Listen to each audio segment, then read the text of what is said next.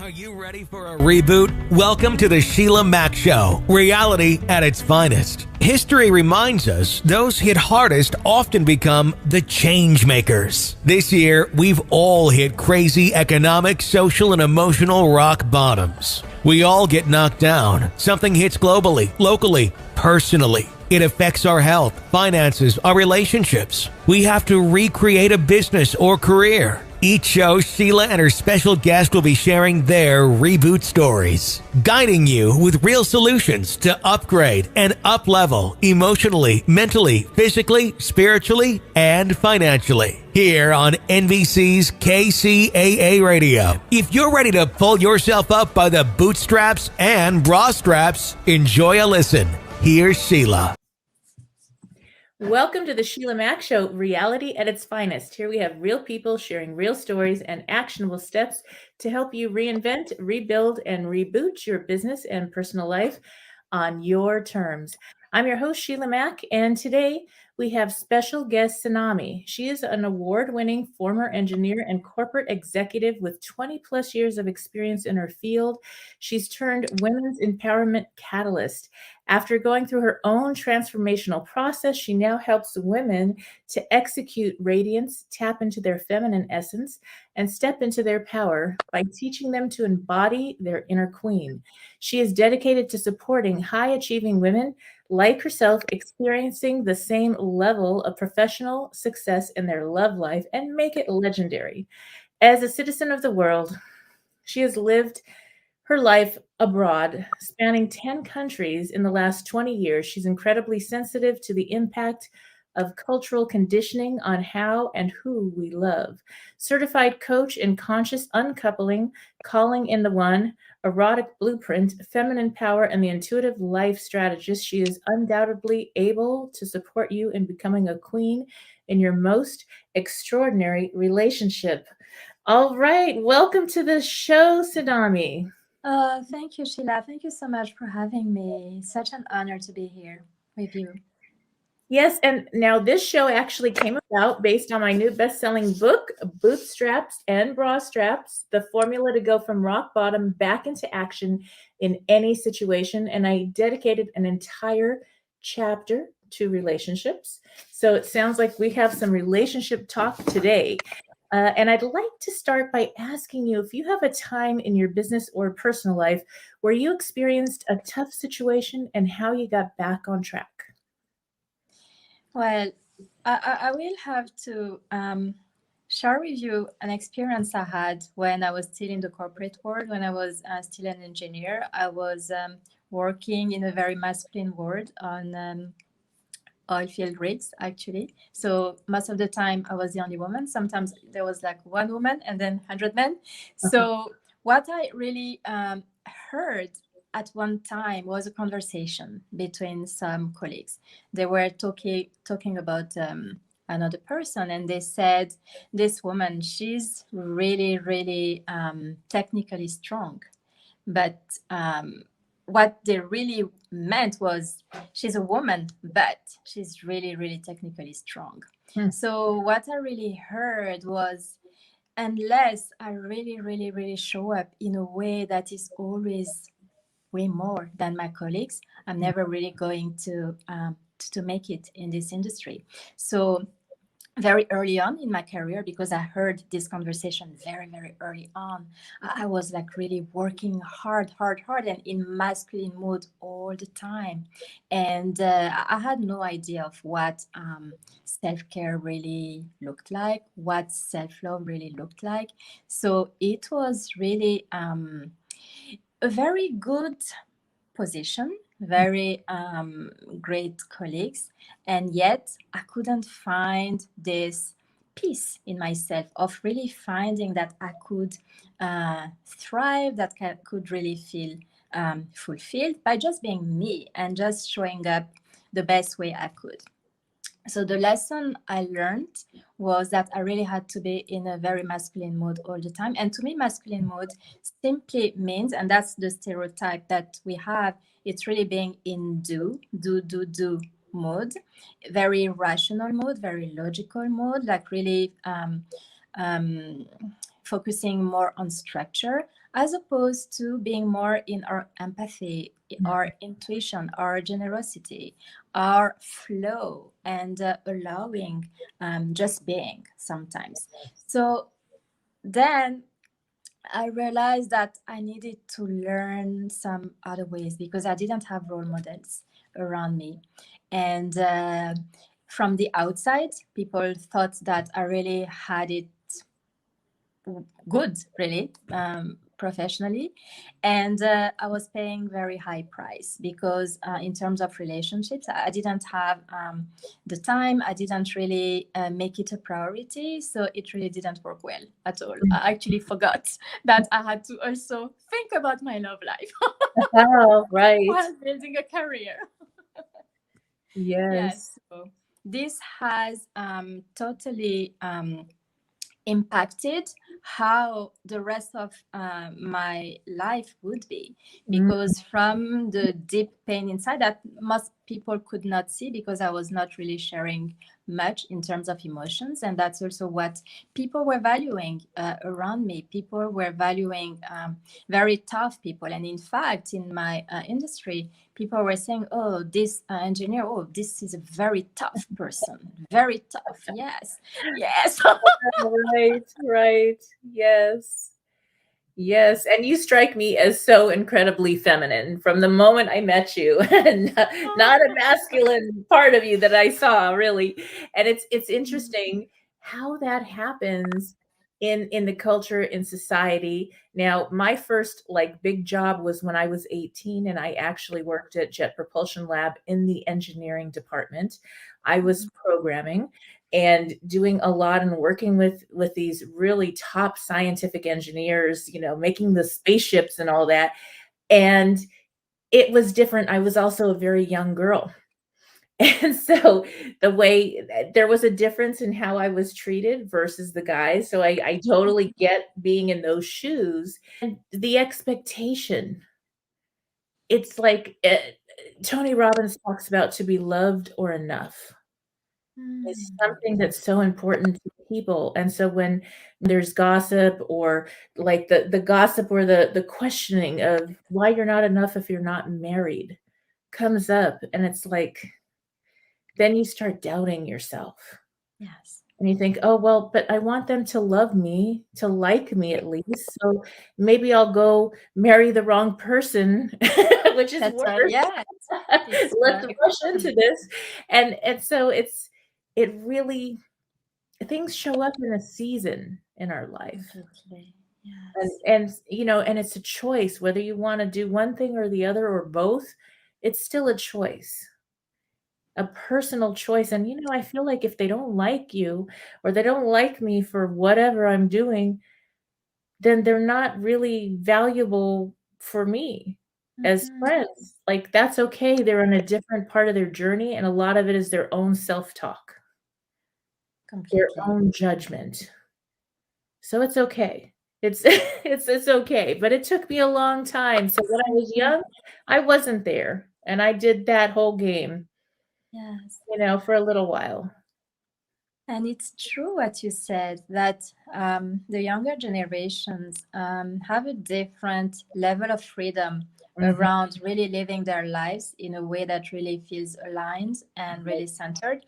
The mhm, way they're going to choose their careers, it has to be, it has to have like a purpose that they right. really want to feel like, yeah, this is really me, this is really what I'm meant to be. They are less likely to just take any job just because it's safe, and they're willing to leave and do something totally different if Mhm, it feels more aligned. So now there is more emphasis on alignment, on really being authentic and true right. to who we really are. Mhm, And the invitation to actually find our own truth is now alive. Now yes. it's something that I'm noticing in all generations now, because with this crisis that we've been experiencing for the last um, couple of years, now people are reinventing themselves. They are reevaluating their priorities. Mm, So now we have more permission to totally redefine who we are, how we want to live our lives, because also we see that everybody else around us is also doing that. Everybody else is also doing that. So now there is more permission, I think. So much. More acceptance. Yes. And see, my grandparents' friends, all these older ladies were like my extended village that raised me, literally, like all these other grandma age ladies. And some of them didn't have children. So they were like my other family. I literally took care of them until they passed away too sometimes. They lived in my home. They were truly like family. And they had gotten to the place in their life when I was just 5 or 6 or whatever. They were already at the place where they were done with the game. They were done pleasing others. So they were real. They had their own, whatever they had, their home, whatever, they had built a life, but they didn't dress up to please. One lady, I loved her so much, from Greece. She had every plastic surgery when it first came out. At 98 years old, she still wore the highest heels and dressed like, the little Greek dolls you see. She would always give me these Greek dolls, and she dressed just like that, just gorgeous. And people would be like, well, where is she going? And it's like, but it made her feel good. And I was like, oh, when I get older, I want to be just like her. She was Me like, too. that's great. And she went dancing and had this beautiful life. So I got to see it when these ladies were like, oh, the heck with this noise. I'm not going to play this game. I'm done. And I decided, well, okay, why do I even need to start playing this game? You always lose. You lose that game. No matter what, you're never enough for somebody that doesn't feel like they're enough. This is so well said. I totally resonate with that. And something that I'm noticing a lot in my work as a women's empowerment coach, it's the false core beliefs that we carry since we're young. I was sharing with you about some of mine and how they actually started from conversations I've heard, and the meaning I made of those conversations for how I would have to live my life to actually live a life that is acceptable, that is deemed good. So the not enoughness disease is very rampant. That's a pandemic. Not enough. Yes, and it shows up everywhere. I know for myself, when I was still in the corporate world, it was so hard for me to raise my hand during a board meeting to say, okay, here's this idea. And then, of course, somebody else would say it. Say it in a way that wouldn't have been even better. And then everybody would be like, oh, wow, incredible. And I was like, damn. Oh, sorry. That's okay. Yes, I understand. Yes. And then what is it when you finally give yourself permission to say what comes to you? All of a sudden, I know that point in my life when I started doing it, it was like, oh my gosh, that's exactly what needed to be said. Yes. And even if sometimes people don't love one thing you said, they know you're in your truth, that you're being real. And so they'll come to you and say, okay, what is your real advice? Or what do you really think of this? And they know it's going to be not to please them. It's going to be like, this is what I really think. And nothing personal, but this is where I'm at. And it was so freeing. It was really freeing. Yes. Sheila, one of the best piece of advice that I've ever heard was you can say anything.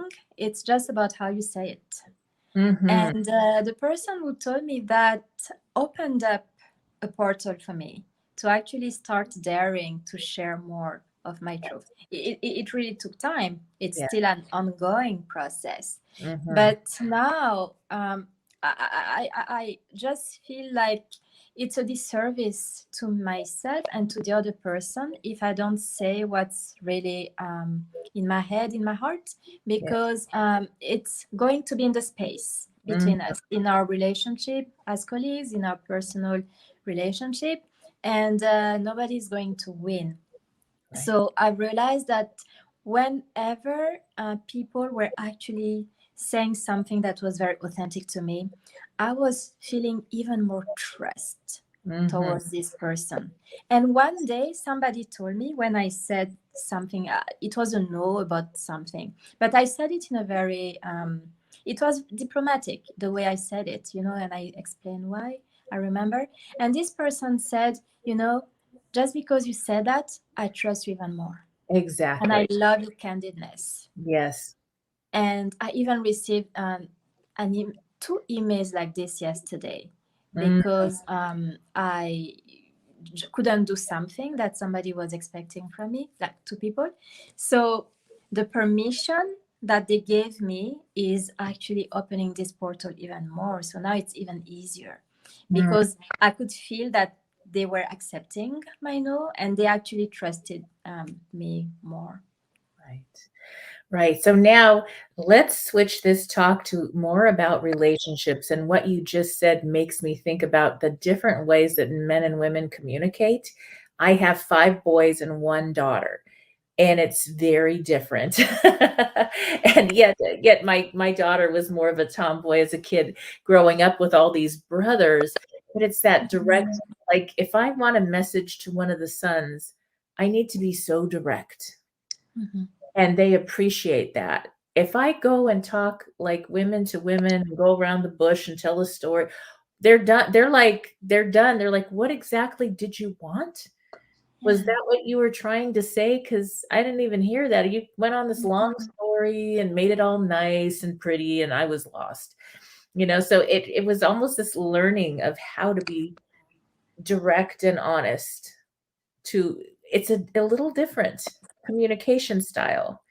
And sometimes the guys are maybe, or the masculine energy, depending on your relationship choice, is the partner that's the masculine energy is going to be the one that'll be direct, and it's not meant to be hurtful.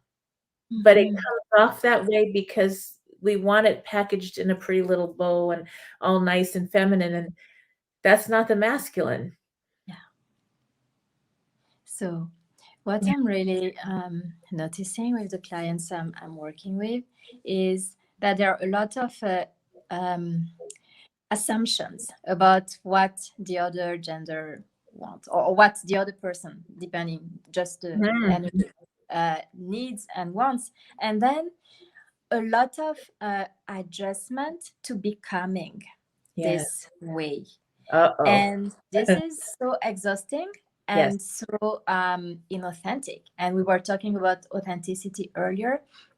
So I think that's when we're really able to just be, and that's really the feminine way of showing up, like being in this beingness as opposed to this doingness. It's way more authentic, and people can actually connect with us at a deeper level. Can really see us, they can really hear us, and the way we're going to communicate is just going to be organically landing, you know. And I'm also noticing many clients that I'm working with, that they think that it's just a game, that it's just manipulation if they are trying to be a certain way. And in a way it could be, if it's not us, if we don't really feel that it's our core essence that's being expressed. So my best lesson learned in my own life, and also by noticing what everybody else around me, for clients or friends, have been living, is that the really beautiful relationships have been built on this level of trust that came from showing up in an authentic way on a consistent basis. The consistency is something that brings safety. When we know that we can expect our partner or loved one to show up a certain way, of course, there are like surprises, and we also want this person to show up with all his or her flavors, of course. But there are like certain core things that we need to see on a consistent basis, like how values are being expressed and lived on a day-to-day basis. So that brings a lot of safety. And for the more feminine energy, that's going to feel so good. That's Yes. going to feel so nurturing. Right. And then the more feminine energy is going to be more likely to surrender. Because there's also this yearning, this longing to surrender, but also be held by the more masculine energy, you know, and know, okay, you're going to be there. I'm totally going to collapse right now. Yes, yes, But yes. you're here. It's Hold such me. a beautiful feeling. And, you know, when I had my house burned down, which was why I wrote that book in the beginning, I had one guy show up and he helped me. I didn't ask. He was there and he helped, and he was like, I'm used to being in charge and leading and guiding and helping, and he was like, I got this. I've got the plan. And I was like, oh my gosh. And I could just cry and feel safe. And I was like, oh wow. That like put me in the feminine. I said, okay, do you have like a twin brother? Are you in a relationship? Like literally, like really. I'm like, because you're it. You are awesome. And I mean, anytime I needed something, he was there. And that present and saying I don't have to be in the masculine. I can be in the feminine is like when you feel safe, you don't have to defend yourself. Exactly. And I can't tell you, like, probably the only guy I have felt so safe with in my life. You know, This and is a great it's simple. feeling. Yes, and Yeah. it's such a beautiful thing. It really is. And And the masculine. Go ahead, please. to be really authentic. I wasn't even trying to like look good for him. Like my house burned down. I do not think I put makeup on or you know, I was like clothes on my back, the whole like a mess. And it didn't matter. It didn't, it didn't matter. We knew each other for a while and as friends, and I was still the real me, and that made a big difference. I It can really did. imagine. Yeah, he didn't see no makeup. Oh, what makeup? It wasn't even a priority. It didn't matter. Yes. Yeah. You know, Sheila, what you said is so powerful, and I'm sure that actually I hope that every woman had at least one experience like this, Yes. because it totally changes how we show up in this specific container with this specific person, and being able to soften. That's a real gift that we offer to ourselves, Right. because then we can really allow our essence to be expressed. Yeah. And you said it very beautifully, like not defending yourself. You didn't feel that you had to defend yourself. And Yeah. I'm coming from a background where around men I had to be very defended and be cautious about how I would be perceived. I really wanted to be perceived as very technically strong, you know? So I wouldn't really show emotions when I was with my team. I didn't really want them to feel that I'm not credible if maybe I have some emotions, if I have like maybe too much empathy, if I'm too kind. They are going, because they were valuing more the toughness in this specific container. Not all engineers are like that, of course, but where I was, that's what was valued. But being able to come home and be undefended and be able to soften, Yeah. to me that's luxury. Mm-hmm. It's luxury. It's It really is. beautiful in ways of being expressed. yeah, you said it very well. Being undefended, that's really something that allows us to create this beautiful connection with the other person when we're the more feminine energy, and looking for that quality. And this is a question I always ask my clients in the how did I feel about myself in the presence of this person. I really give them this insight when you are maybe on a date or with somebody that you really consider spending more time with. Ask yourself the question, what's my experience of myself in their presence?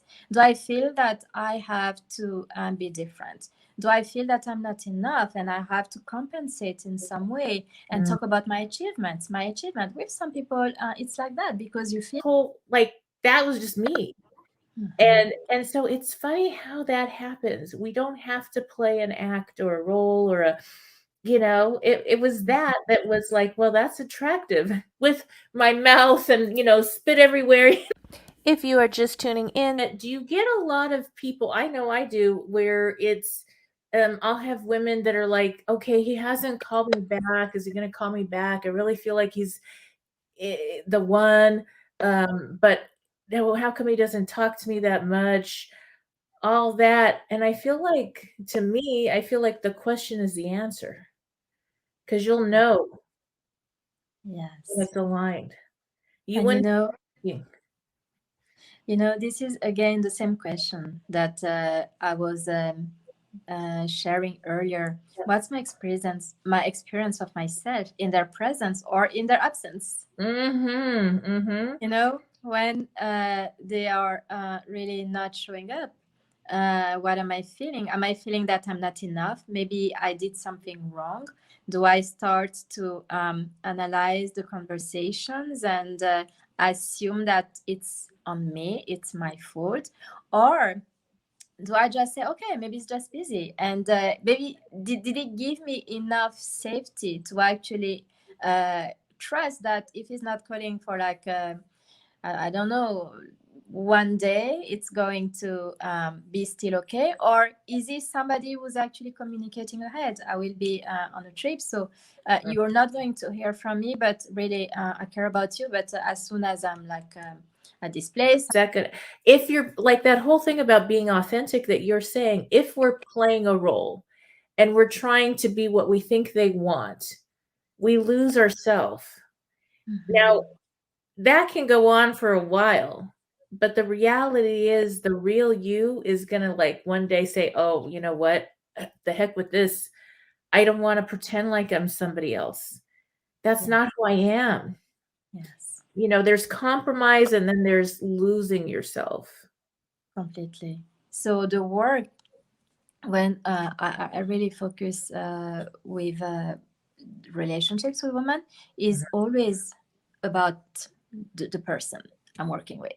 It's always about really discovering what are their false core beliefs, because this is going to be the filter with which we're going to see life, and we're going to find evidence of that to be true in everything, in our love life, in our career, in everything.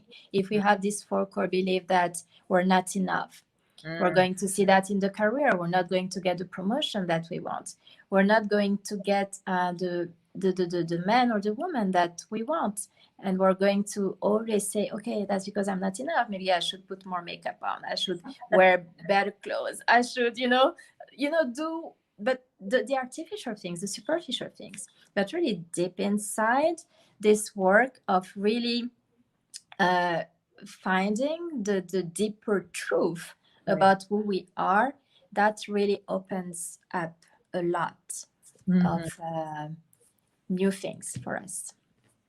Yes, yes. I can remember going to a Starbucks, which a lot of Starbucks, you're in Paris and I'm in Beverly Hills.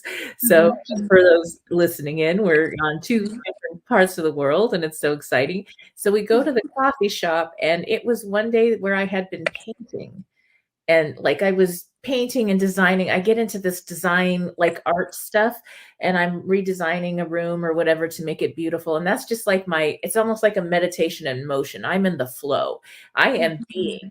And I just wanted some coffee so I could keep going. And again, I rarely like go without things done, but I really was like, nobody will see me. I don't even know anybody at this Starbucks. And the most handsome guy with the nicest car, I remember his car, and he came up to approach me, and I was like, oh my gosh, and I pretended to get a call, and I left.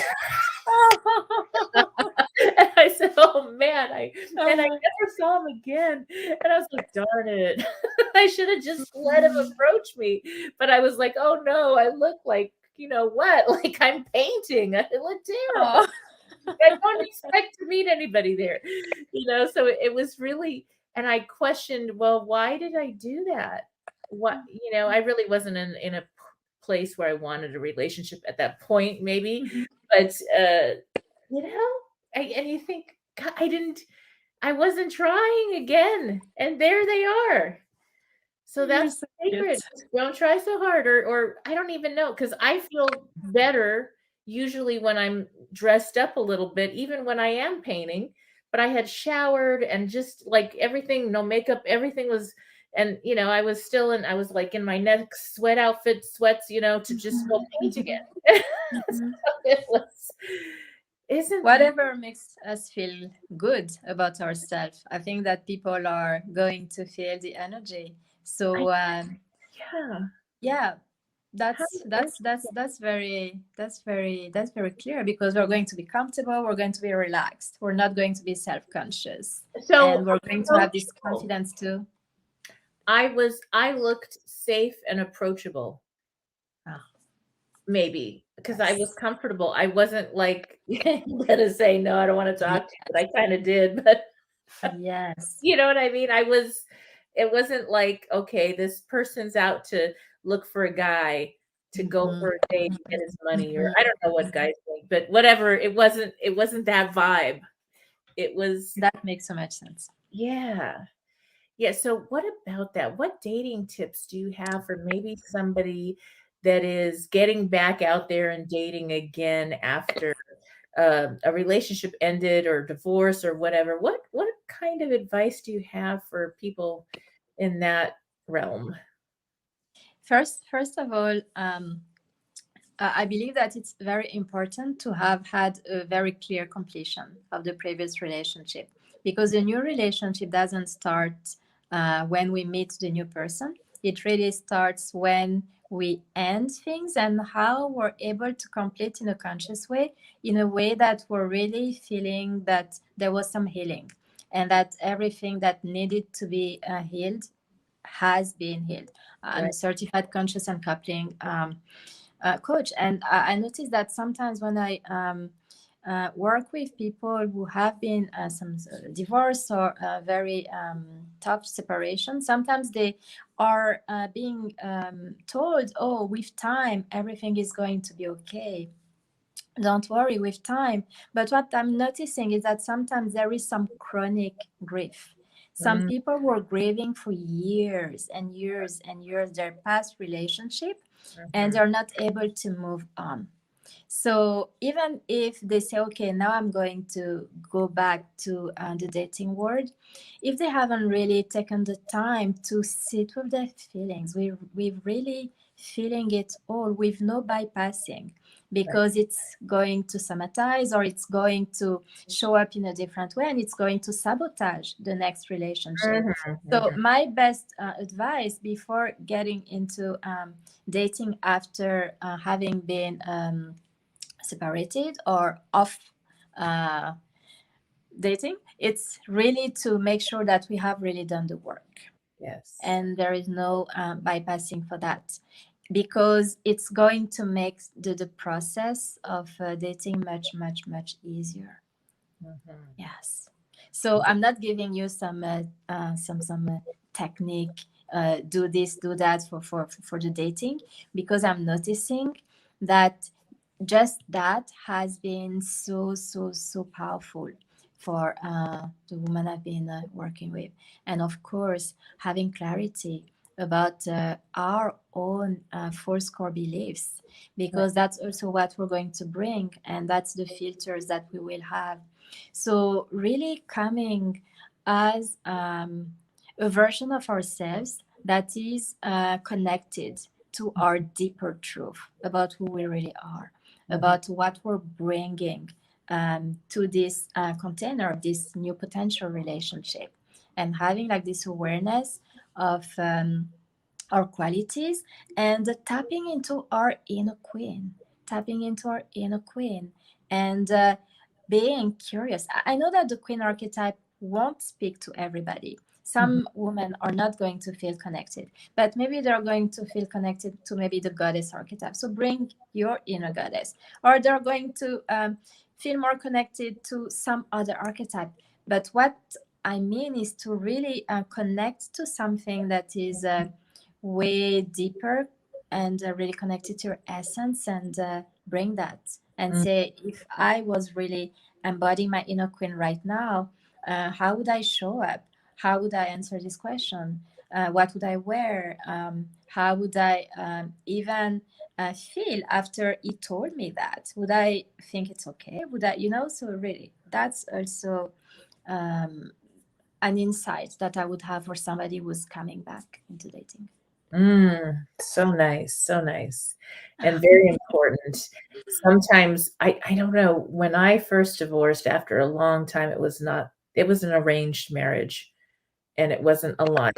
And I tried so many things and to try to make it work, whatever, but it's like forcing, because we're two opposites completely, and it wasn't the best situation. So getting out of that, it took a long, long, long time. And the minute I'm out, every friend and woman was like, let's get you married off. And I was like, just escaped. Are you kidding? Are you crazy? What are you talking about? Like, I'm not even, like, my mind is not even going there right now. I need to find myself. I need to get myself, cleared up. I have children that are grown now. I need to make sure everybody's good. I had to do my own time. Yes. And I was okay. I was not in a rush. And I think that gave me a lot of, I don't know, clarity about who I am. There's an identity thing that happens when you're in a relationship and you leave, and your kids grow up and your mom, and then it's a different kind of a relationship there. And so there's this identity that shifts, and you have to be really clear about that. And I couldn't even imagine like, no, it was just a definite no. And it wasn't about, there was wonderful people that approached me at those times, but it was like, nope, not ready. And I think, okay, the guy or the masculine energy person, if they're not ready for a relationship that, a long-term commitment thing, and that's your goal, that may be a waste of time. Of course. Absolutely. It's not personal. It's not about you. It has nothing. They're not there. They're just not. Yeah. And that's okay. And that's okay. Like you said, we all have our own timing.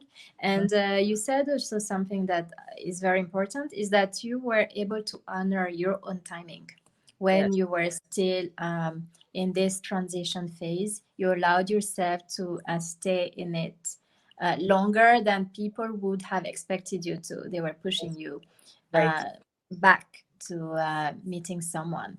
And most of the time people are well-meaning, but it's not necessarily what we need the most at that time.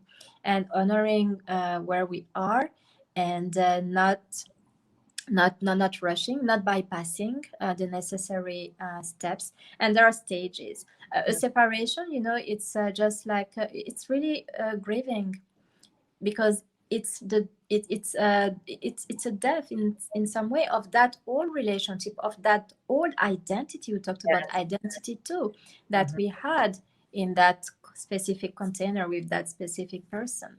So Right. we also need to allow ourselves to go through the different stages of the grief as well.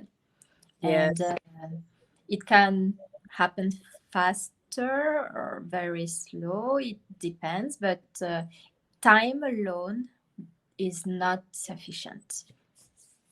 Right. It's more doing it's when you're ready. It's just like grieving anything or making a change. Everybody has their own time. And to honor that, why would you want to bring into a relationship when you're not there yet? Of course, That wouldn't be very good. completely. So, yeah, and then to later finding aligned relationship and everything for me, it was like, "Oh my gosh, thank goodness," because I knew what I wanted, what I didn't want, and what worked and what like, I kinda knew where I was at. I have friends in different cultures where, um, marriage is, like, so important. It is And true. it's a big d and I love them dearly, and every time I see them, they're like, "We've got guys for you." I'll be like, Mhm, mhm, "What? mhm, mhm, Oh my gosh, it's so cute. We wanna marry you mhm. off." And I was like, "Oh, no, let's not do that." But it's coming from a beautiful space of caring for my well-being and caring for Yeah, me as a friend and wanting the best for me. It's just we know what the best is for our own timing, for sure. yeah. Sometimes had some colleagues who would go on vacation single, and then they would come back with the ring. Oh, I'm engaged, and they would show us the pictures. And some of them would say, "Oh, actually, my parents just put an ad, and I got to actually meet great people, Mm, and we clicked. And actually, I've met their partners, their wives, and wow, I don't know how it worked, but really, wow. for Yes. some of them, it really worked very well. So But good. it was very important, like you said, Yes, in this. it's huge, and there's a lot of different cultures like that. So it was interesting that I remember going to a friend's religious temple as a guest, and the guys only are allowed to marry in that religion. And Mm. so they all want you to convert because you're a woman. And there's very few women that join. And I was like, "Oh no, I'm good. I'm okay. I don't want to do that." But it was because they're following these guidelines and rules about you can only have a relationship or marriage with a woman in that particular religion. And so I was like, "Oh, no," because that wouldn't be me. I don't even know much about that religion. So, there are a lot, and they were so desperate because 'cause they're not allowed to date outside Mhm. of it, and that was huge. Poor Yes. guys. Yeah. Poor guy I mean, there was all guys and, like, very few Is women. that true? It was interesting. So I'd like to now switch over to sharing about a big event that's coming up. So I'd love for you to share about the event that's happening soon. Yeah, so in a few days, I'm hosting a virtual retreat. It's called the Magnetic Queen Retreat, How to Be Remarkably Sovereign. So for over 10 days, I'm interviewing experts in different areas, and it's going to be about love and relationships, intimacy, career, leadership, communication, women's empowerment, and the the theme is really how to tap into our inner queen, how to step into our power, and how to really express our feminine essence and own our light fully. So you can sign up to be part of our event by going to queensofradiance.com/retreat. All right, wonderful. And I look forward to seeing you all there. And then if someone's interested in your coaching or work, how can they connect directly to you as well? Yes, thank you for asking. So by going to queensofradiance.com as well, you can contact me. There's a contact form, and you can send me a message, and I'm going to send you a link for us to have a conversation, so we can assess what would be the best way for me to support you. And there's also an application form that I can send. And when you go to the same page, queensofradiance.com. I also have gifts for you to really tap into your inner queen and connect to your radiance. So there are a lot of beautiful freebies that you will really love, I'm sure. Outstanding. All right, Tsunami. Well, thank you again for being a guest on the show. And for those tuning in, we'll be back after these messages. Stay tuned. Thank you so much, Sheila. Okay. If you are just tuning in, this is NBC's Sheila Mack Show here on KCAA Radio, the station that leaves no listener behind. I'm your host, Sheila Mack, and today I have a couple of announcements. First, I would like to hear from you. That's right. I would love to hear from you. To be honest, I want to know what your breakthrough is, what your reboot is. How are you reinventing and rebooting your life? What shows would you like to hear more of? What information do you need to help you get back on track this year? And to do that, the best way to connect with me is actually through my new YouTube channel, and that is Sheila Mack Show on YouTube. Have you lost your job? Have you lost a loved one? Are you exhausted caring for your parents, for your kids? Well, you can find immediate relief when you read Sheila Mack's new #1 bestseller, Bootstraps and Bra Straps. It contains the Boots formula to move from rock bottom back into action in any situation, especially right now. If life has knocked you down, pick yourself up with Bootstraps and Bra Straps. Get your copy at www.SheilaMack.com today. If you are just tuning in, this is NBC's Sheila Mack Show here on KCAA Radio, the station that leaves no listener behind. I'm your host, Sheila Mack, and I have some news for you. Yes, you. I'm celebrating my 3rd year now on the station, and will be expanding the show to a global network as well. You may now find the Sheila Mack Show on all major podcasting channels, and if you have not subscribed to my YouTube channel, all the episodes are now available for viewing there as well. And I'm asking you for a quick favor. If you like the show, please help support the spread of this Reboot channel on YouTube as well. My goal is to help as many people as possible through our interesting times to rebuild, reinvent, and reboot your business and personal life. I also wanted to share a little bit more about how I got here, what I do now, and how designing a business career and life on your terms is more than possible at any age or stage in life. I am an enterprisingly forward-thinking consultant, show host, and best-selling author. But how did I get here? Well, I began my career as an entrepreneur and property investment strategist back when I was 23 years young, when I boldly quit my government job with NASA JPL to open my first of 5 large gift stores, while also starting to invest in property.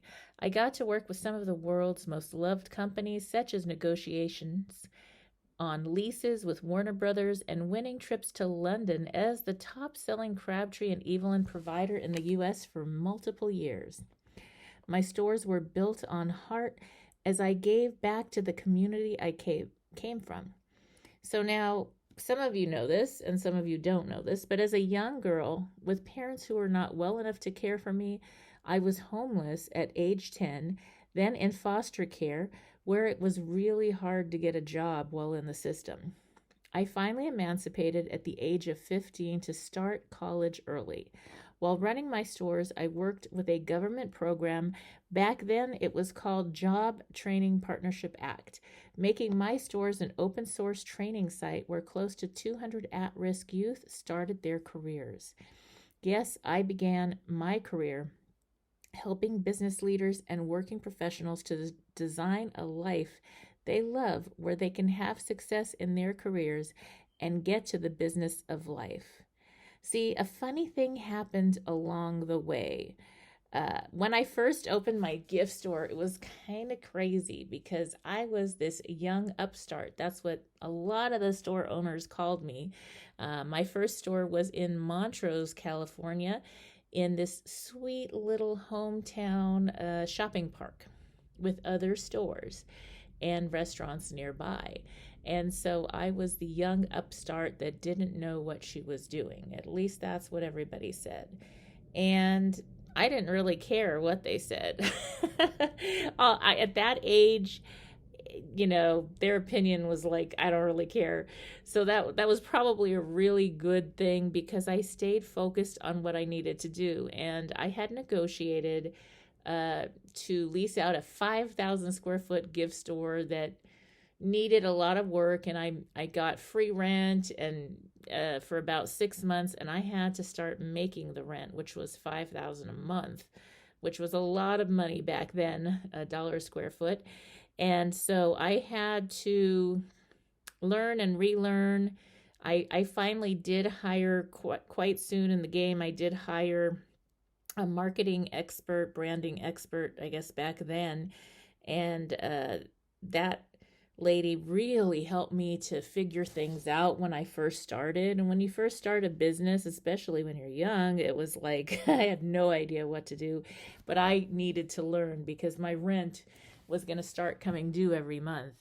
And over that time, I started having more success. I did crazy things like stayed open until almost midnight every night, along with the restaurants who were very close to my store, while everybody else closed shop at about 5 or 6 p.m. So I was making more money from the start, and I just really, my store was to help my kids, and the products I sold was whatever the community wanted. I sold lots of things to people in the entertainment industry. I worked with cruise ships. I worked with many different people in the community. And later on, the store owners actually came to me and asked me if I would consult them and help them. I actually started buying my other buildings because I didn't like the idea of paying rent for years and years and years and not building equity. So I did get my real estate license through that and invested and bought my other 4 store buildings. And lots of the other store owners worked with me, paid me to consult and help them do what I was doing. And I didn't really even know it was called consulting. I just knew how to figure it out, I guess. And so that's how I started my career. And now, I raised 6 children, all that, and now they're grown. And so I get to come to work every day and do what I naturally do best as an enterprising and forward-thinking business leader. Through my show, courses, and live events, I guide entrepreneurs and working professionals like you through the profitable steps of building a business, creation to expansion, marketing from planning to implementation, wealth preservation through strategic planning and, yes, real estate investing, and lifestyle design so that you can earn more while getting back to the business of living your best life. So I do invite you to tune in here to KCAA Radio, and also I would really appreciate it if you went to my YouTube channel, Sheila Mack Show, and gave a subscribe and a listen to some of your favorite shows. And I do have some other exciting things, including a free gift to thank you.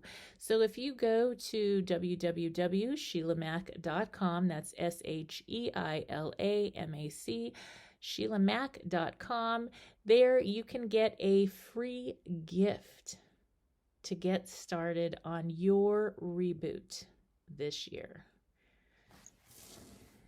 And now, back to the show. Okay, thank you guys. Bye-bye. All right, if you're just tuning in, this is NBC's Sheila Mack Show here on KCAA Radio, the station that leaves no listener behind. And we are also streaming to YouTube at Sheila Mack Show and all major podcasting channels. And we'll be visiting some other special shows. I have switched to all natural beauty. So if you'd like to learn more, go to SHEILA'S and click on Natural Beauty to learn about Beauty Counter. And that is something I'm now repping, but I also am only using the Beauty Counter all natural products. It has made a huge difference in my complexion and is a wonderful way to just only have natural products on your body. You can also go to beautycounter.com/Sheila, SHEILA, MAC, MAC. But the easiest thing to do is just go to SHEILAMAC.com, SHEILAMAC.com, and then look for the Natural Beauty tab. You are tuning in to the Sheila Mac Show, where we answer real questions with real solutions to help you reboot your business and personal life.